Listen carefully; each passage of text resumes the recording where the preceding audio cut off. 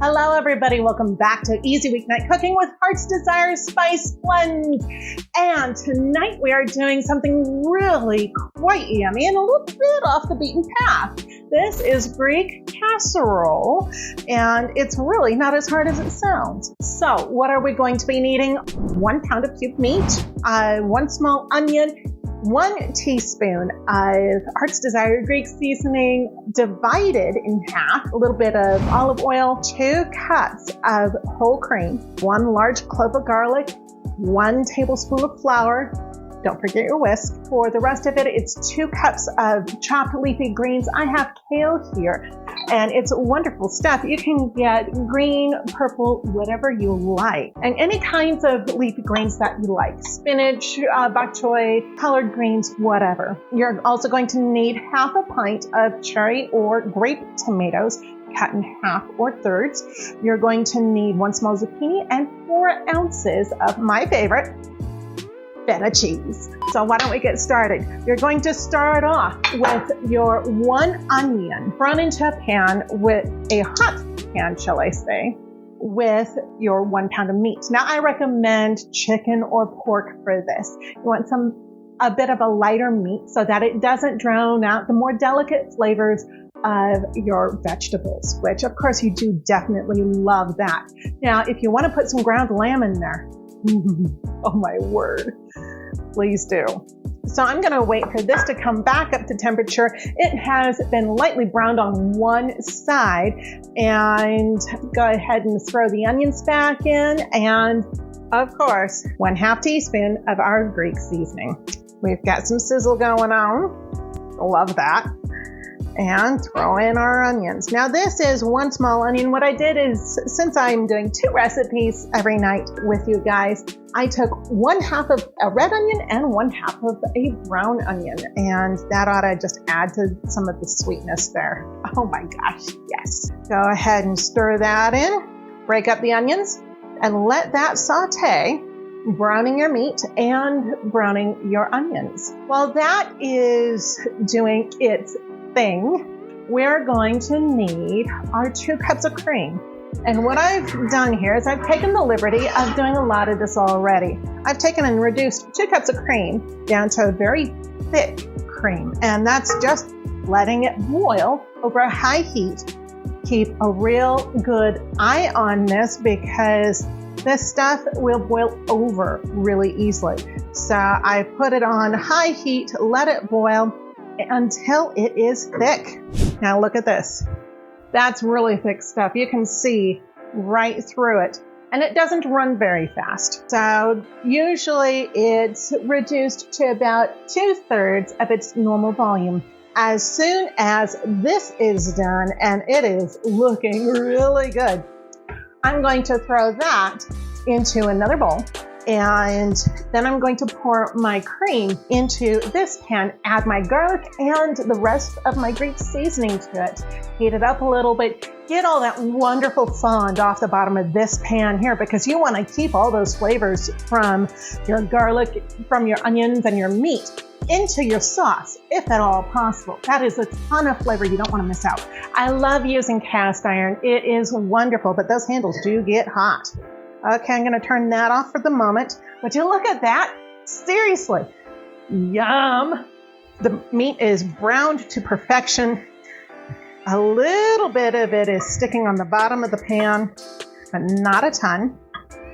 And there is not enough room in there for that. Good thing I've got this out too. Now, all this stuff that's left on the bottom of the pan, that, my friends, is going to do wonderful things to our cream mixture. Now this is nothing but cream because I had to get ready for you guys. And at this point, normally when I'm reducing this, I'm just going ahead and putting the whole cream, the raw cream, right into the pan, then adding a large clove of garlic and 1/2 teaspoon of Greek seasoning. Then I let it reduce because all those flavors just want to stay in that stuff. You want them to bloom, you want them to do the whole 9 yards. So get that wonderful stuff into the pan and let that cream capture all of those flavors. Meanwhile, you're going to be scraping up all the wonderfulness on the bottom of the pan. And you see how this cream is not rushing to fill in the swipe I make on the bottom too quickly. And so you know it's pretty well done when that's happening. You don't want it too well done. Now, another thing we're going to be doing once we get all that wonderfulness up off the pan, ooh, yum, I'm going to take my flour and I'm going to sprinkle it evenly across the top. Now, this is a way to cheat when you don't want to make a roux. And you'll notice I don't often use flour in my recipes.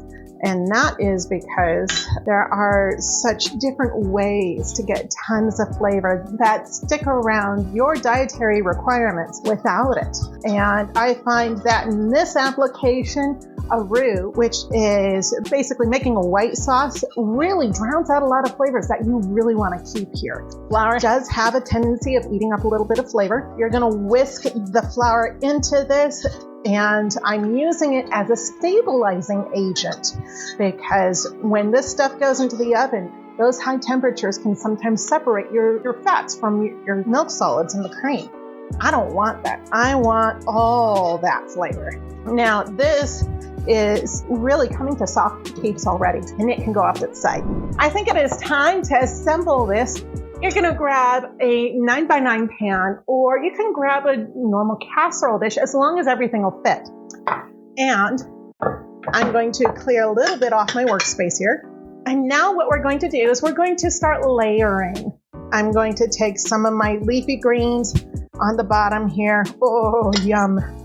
And some of my meat mixture, sprinkle that on top. Now what I'm going to do is I'm going to take some of my zucchini and layer that in. This is definitely a layered casserole. Rest of my leafy greens go on top there. Definitely want all sorts of great layers in here. That way, when you cut into it, it's different to much different textures all the way through the dish without all the texture being at one layer or another. And the rest of your meat goes right on top with all those beautiful succulent onions. Ooh, nummy. Now, sometimes I put all of the feta on top, sometimes I layer it in. And this time I'm putting it all on top. Next thing you're going to do is you're going to grab that sauce that we've made right over here. And we are going to pour that on top. Yum. Oh. And we're going to go ahead and just kind of poke that wonderful sauce all over the place. And during baking, it's going to settle on down unless we made it too thick. And now we're going to put on those grape tomatoes. Just dot them around artistically, my darlings. Nummy, nummy, nummy.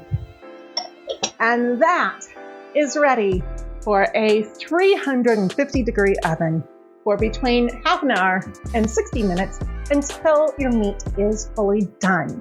And what we have down here is another one of those. Yum! Straight out of the oven. Now that is what I'm talking about. Let's see if it'll bring up all that yumminess for me. And would you look at that? Yum! Oh. So you're going to get that creaminess from that cream soup base. You've got the meatiness from that wonderful meat. It's still steaming like crazy. Oh my gosh.